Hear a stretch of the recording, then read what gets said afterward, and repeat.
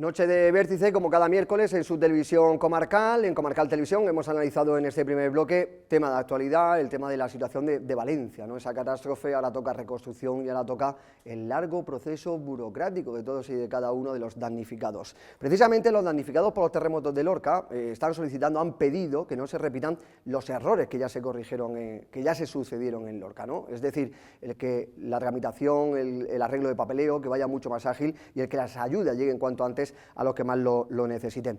Ha sucedido con La Palma también, con el volcán. Ahora mismo también todavía hay personas que están viviendo en barracones, hay personas que están viviendo fuera de sus casas y que las ayudas todavía no le han llegado por ese largo proceso burocrático que hay.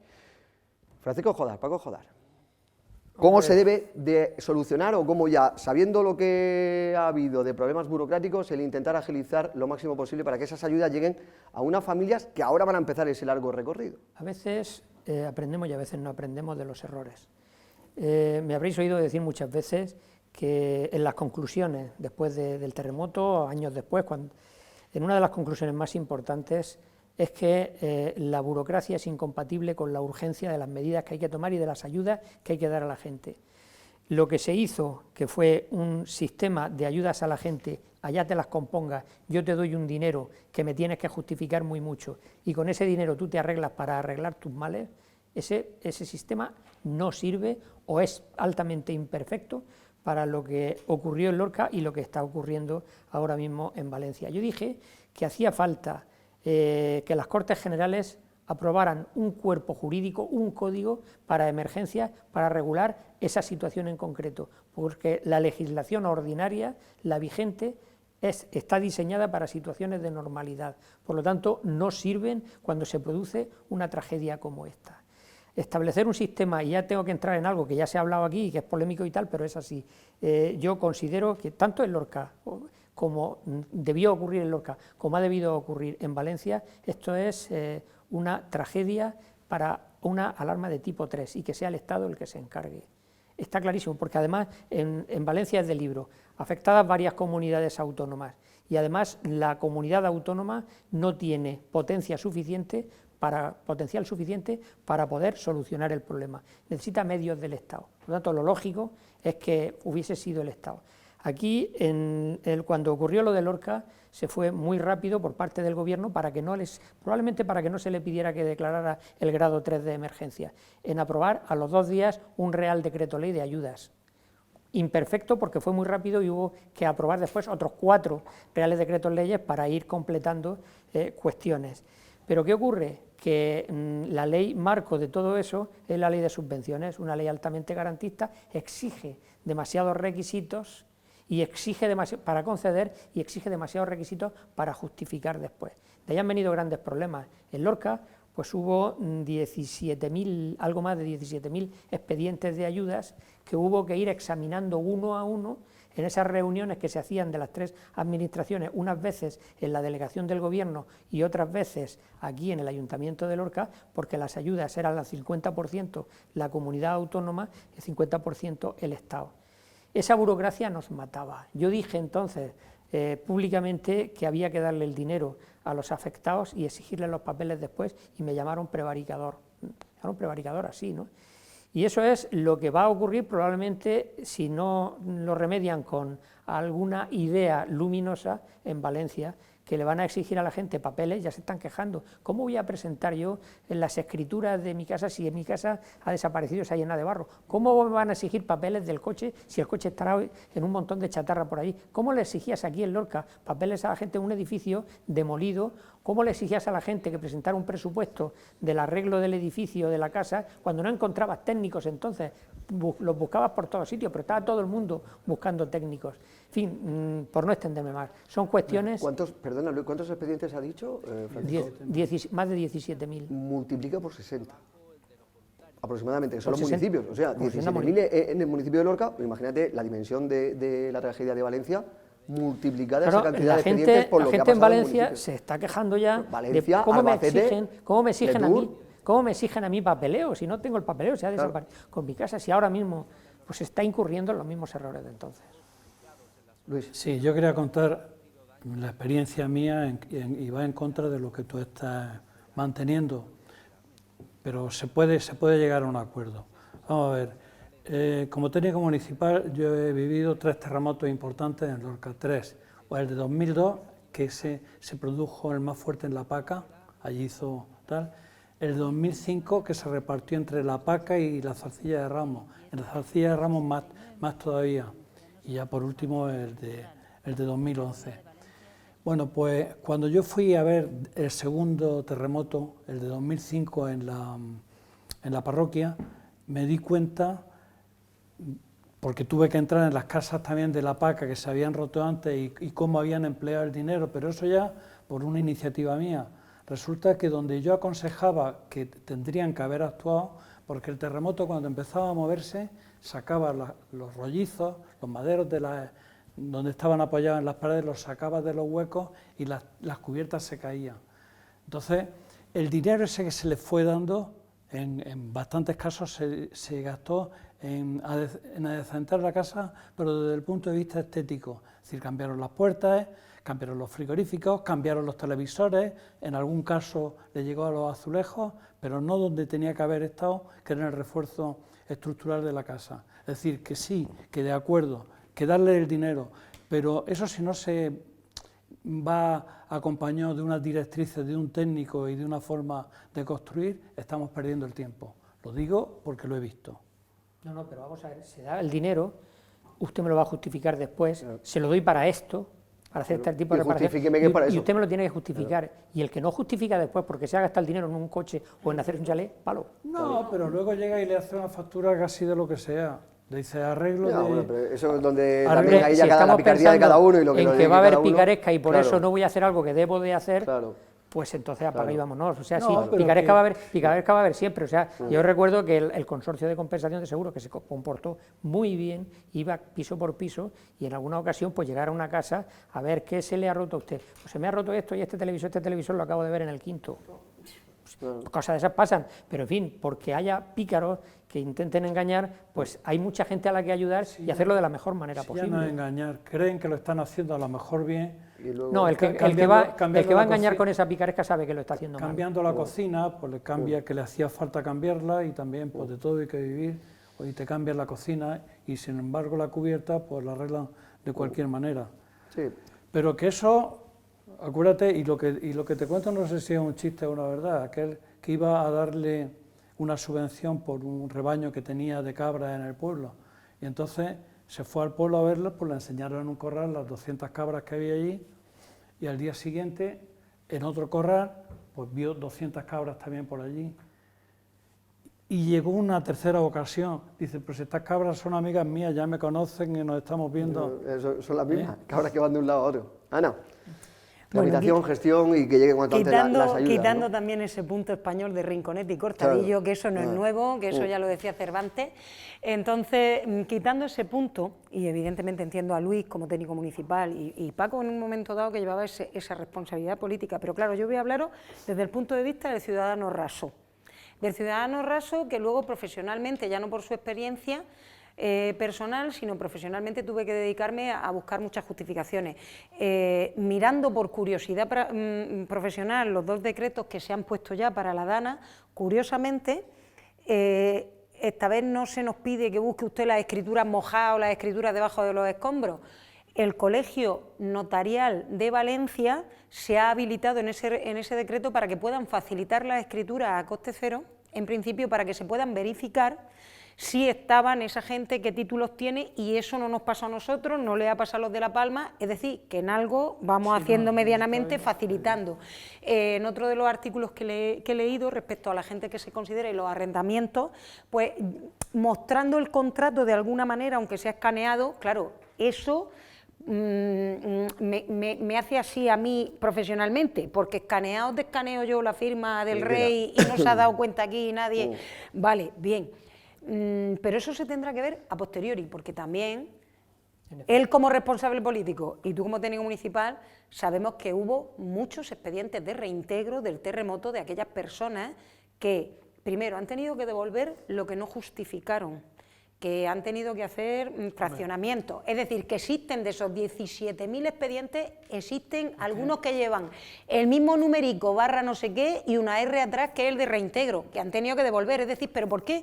Ya no por esa ley de subvenciones, sino porque es dinero público. Es decir, que es que yo no te estoy dando de lo que me sobra, es que te estoy dando de lo de todo, que efectivamente dentro de esa solidaridad del Estado, no el gobierno, del Estado, que tenemos que ayudar a quien más lo necesite y que estamos todos, evidentemente, pero usted me tendrá que justificar cuando usted ya pueda, que para eso también hay unos plazos, que hay 4 años, que hay su tiempo.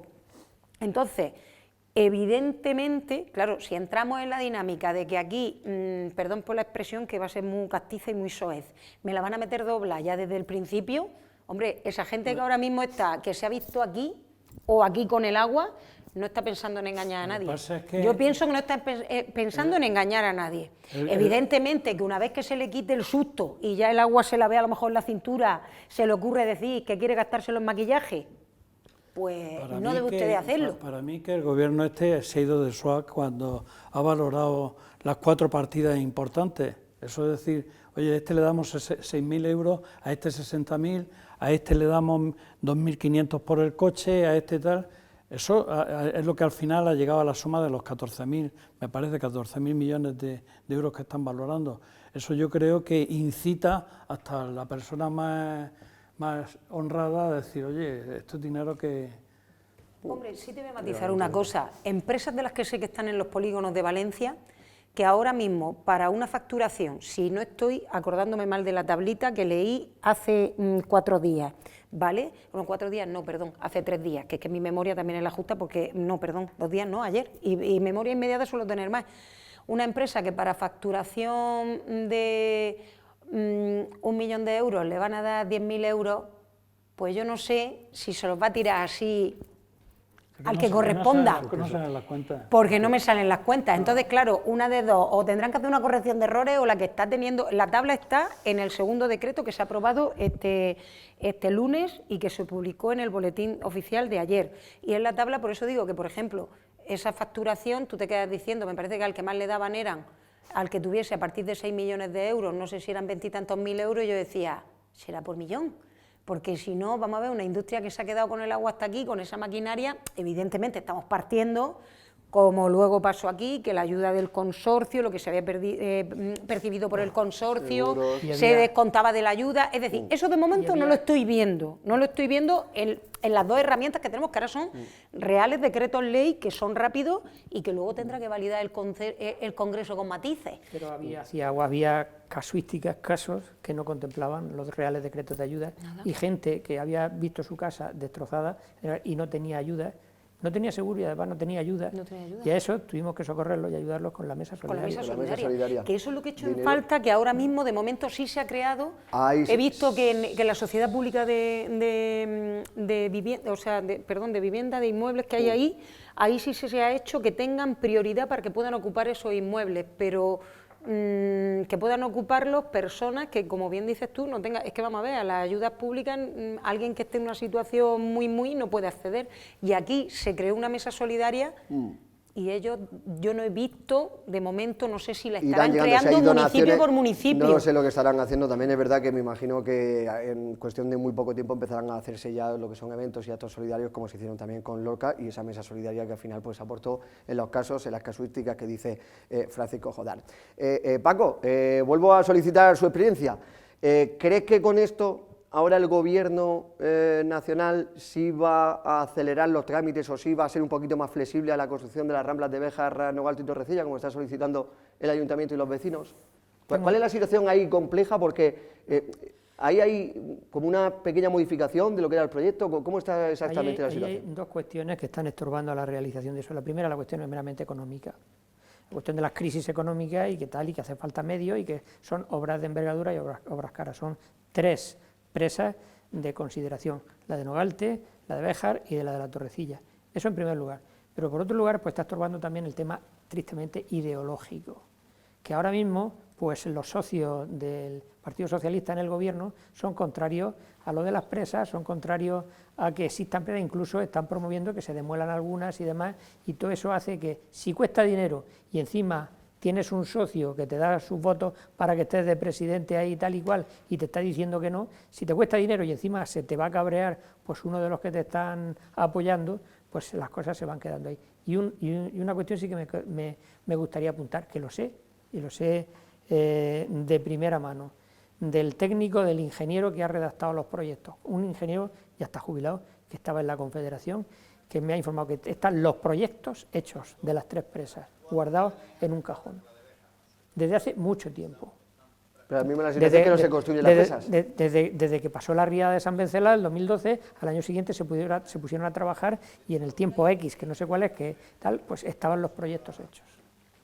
Ahora mismo entonces están paralizadas las 3 presas. No, paralizadas, no se ha iniciado nada. A lo mejor hasta se ha muerto el técnico. No está muerto, está jubilado, pero vivo. ¿A que se ha jubilado? Está jubilado, pero vive. Todavía le queda tiempo ahí. Los vecinos sí están solicitando y luego también, ahora también se abre la oficina, estamos viendo también ahí el tema de las oficinas que se abren para asesorar a los vecinos sobre las nuevas zonas de riesgo potencial de inundación, porque claro, ahora también está la delimitación de las zonas de flujo preferente, Luis, que habrá que revisarlas y ver exactamente dónde hay construcciones, dónde se puede construir y dónde no se puede construir. Y habrá que decirle a lo mejor a algún vecino que su casa no está en un sitio. Lo que pasa es que ahora no van a caber tantas casas en España. Es decir, cuando empiece cada uno a llevársela donde tiene que llevársela, porque a lo mejor era más barato y más fácil hacer tabla rasa de todo lo que ha pasado y levantar ciudades nuevas. Yo es que no concibo, ya está empezando a dañar, a aparecer los primeros síntomas de daño en las estructuras de hormigón armado, cuando lo que ahí ha caído era agua solamente en principio, y eso, el agua beneficia al hormigón armado.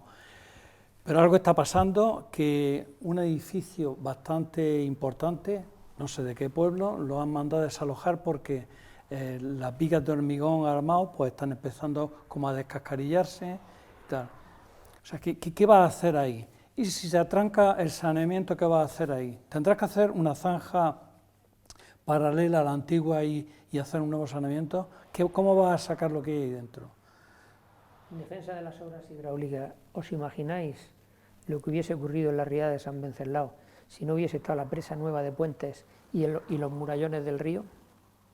Porque llovió mucho más en 2012 que en el 73. 150 litros por minuto, de la 1 a la 1:30 de ese día. Hombre, sobre todo en las Ramblas de Béjar, Novalto y Torrecilla, los vecinos de Campillo y de Torrecilla que no paran de reclamar esas infraestructuras y sobre todo ellos son los que más incertidumbre están viviendo, Ana, con todo esto.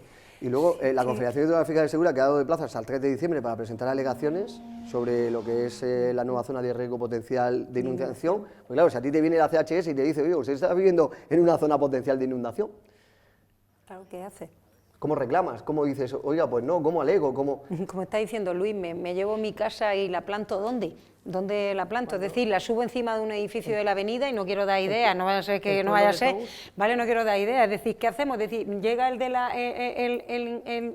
de la Confederación Hidrográfica y le dice, no, usted está en esta zona y vuelvo a decir, tengo la casa a lo mejor de mi abuelo, de mi tal, y estamos viviendo aquí como Dios nos ha dado a entender, no haciendo sótanos, no haciendo cosas. Pero luego viene la tragedia y tal, y en el pueblo de Tous lo trasladaron. Lo trasladaron. Es decir, las famosas presas que inundaban, que inundaban. Se puede hacer. Al final ha dado la idea y al final trasladar. Los famosos pantanos que tenían poblaciones debajo. Sí. Es decir, que se inundaban, que luego salía la torre de la iglesia cuando baja. Es que ahora mismo no me acuerdo de ninguno y tengo uno que es que se quedaba a bajo nivel y se veía la torre. En León pasé yo antes de que ya estaba previsto, todavía vivía la gente allí, pero estaba previsto que al mes siguiente, si no me acuerdo el nombre del pueblo. Verdad que impresionante, bueno, la cantidad de familias, ¿no?, que viven en la zona de Campillo de Torrecilla, ya no que tienen su domicilio, sino que tienen su actividad laboral allí, que tienen pequeñas granjas, que tienen tema de ganadería, que tienen... Es algo... Habría que trasladar el Artés Carrasco, habría que trasladarlo. También está en zona inundable, ¿no? Zona inundable. Zona inundable. Pero bueno, ahora la revisión... Primero el hospital.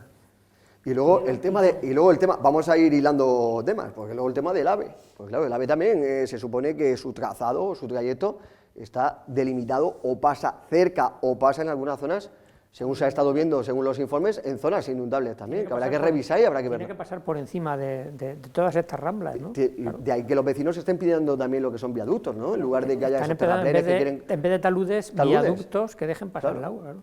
Es que la situación es compleja, y más de lo que estaba comentando anteriormente Luis, de ir a 100 años o 200 años, porque claro, de aquí a 40 o 50 años no pasa nada, pero dentro de 150 años... La Rambla de Béjar se llevó la pilastra y el puente. La autovía se la llevó. O sea que eso tampoco vale.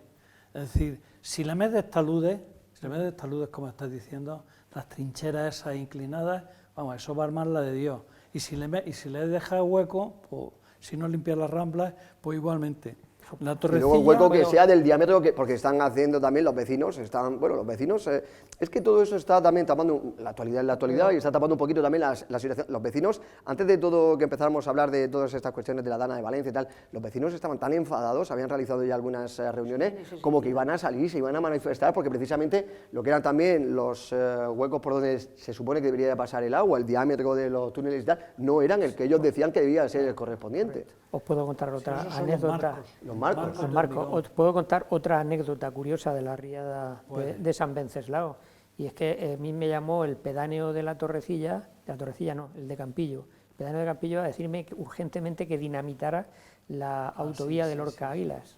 Porque decía que estaba... ¿Y por qué no lo dice? Pues estaba haciendo muro de contención. Estaba haciendo de muro de contención, pero el problema es más complejo, porque tú sabes que la Rambla de Biznaga es una rambla endorreica que no tiene salida, y que aunque tú hagas todos los pasos por debajo que quieras de la autovía, si no tiene la rambla, no tiene salida, la rambla endorreica quiere decir que no tiene salida, que el agua desemboca y ahí se queda, ¿no?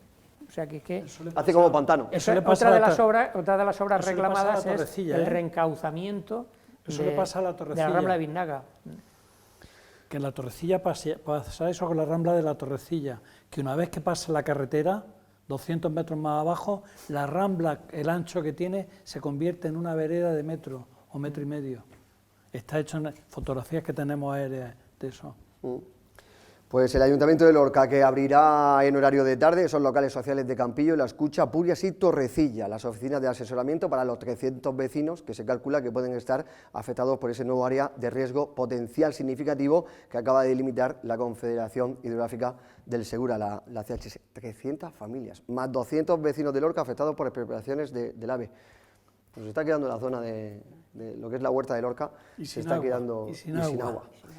Vamos a continuar hablando de otras cuestiones. Último bloque, pequeños consejos publicitarios y regresamos aquí. Seguimos en El Vértice, en esta mesa debate de tertulia que tenemos esta noche aquí en su televisión comarcal.